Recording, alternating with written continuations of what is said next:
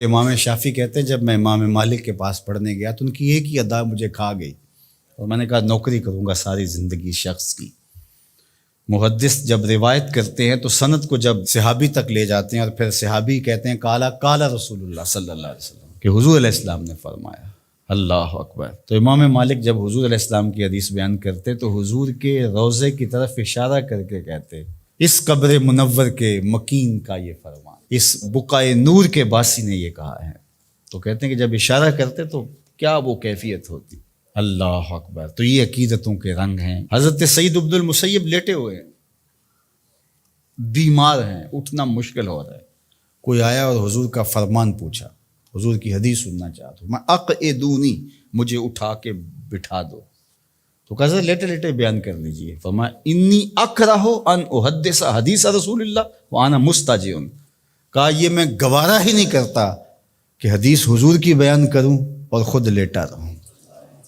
امام مالک کی دہلیز پہ اگر کوئی شخص آتا تھا تو اسے پوچھتے تھے کیا کام ہے، اگر وہ کہتا کہ میں حضور علیہ السلام کی حدیث سننی ہے آپ سے، تو فرماتے کہ پھر تھوڑا انتظار کرنا ہوگا، مجھے غسل کر لینے۔ غسل کرتے، خوشبو لگاتے، تخت بچھ جاتا، بخور سلگھا دیا جاتا، پھر اس کو بٹھاتے اپنے سامنے، کہا اب پوچھو میں تمہیں حضور کا فرمان سنا۔ یہ اہتمام ہے حضور کی حدیث کی روایت کا۔ امام بخاری نے صحیح بخاری میں جتنی بھی حدیث روایت کی، ہر حدیث لکھنے سے پہلے غسل کیا ہے، 2 نفل پڑھے ہیں اور پھر حدیث لکھی ہے، ہر حدیث کے ساتھ یہ اہتمام کیا ہے۔ آج تو بے ادبی ہمارے رویوں میں آ گئی ہے۔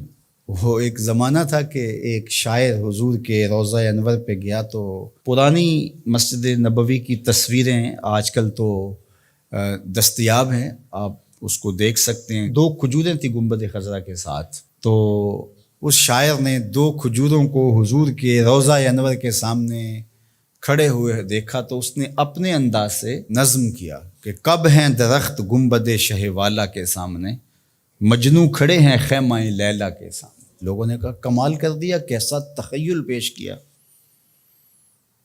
تو اگرچہ استعارتاً استعمال کیا کہ جس طرح لیلا کے خیمے کے آگے مجنوں کھڑے ہوتے ہیں، یہاں حضور کے روضے کے سامنے یہ 2 کھجور کے درخت کھڑے۔ تو ان دنوں میں اعلیٰ حضرت امام اہل محبت امام شاہ احمد رضا خان فاضل بریلوی بھی وہاں موجود تھے۔ تو کسی نے جا کے ان کو یہ شعر سنایا تو آپ کی رگ غیرت اور رگ حمیت بھڑک اٹھی۔ آپ نے فرمایا اس کو بلایا گیا، کہا کہ تیری جرت کیسے ہوئی کہ میرے رسول کے روضے کو لیلا کے خیمے سے تشبیہ دے۔ نے کہا حضور میری تو توجہ ادھر نہیں گئی، میں نے تو استعارتاً بات کر دی۔ تو کہا کہ تمہارا پہلا مصرع تو ٹھیک ہے لیکن دوسرے میں اصلاح دیتا ہوں۔ اس نے کہا ارشاد تو آپ نے اصلاح دی۔ اس نے کہا تھا کب ہیں درخت گنبد شہ والا کے سامنے، مجنوں کھڑے ہیں خیمہ لیلا کے سامنے۔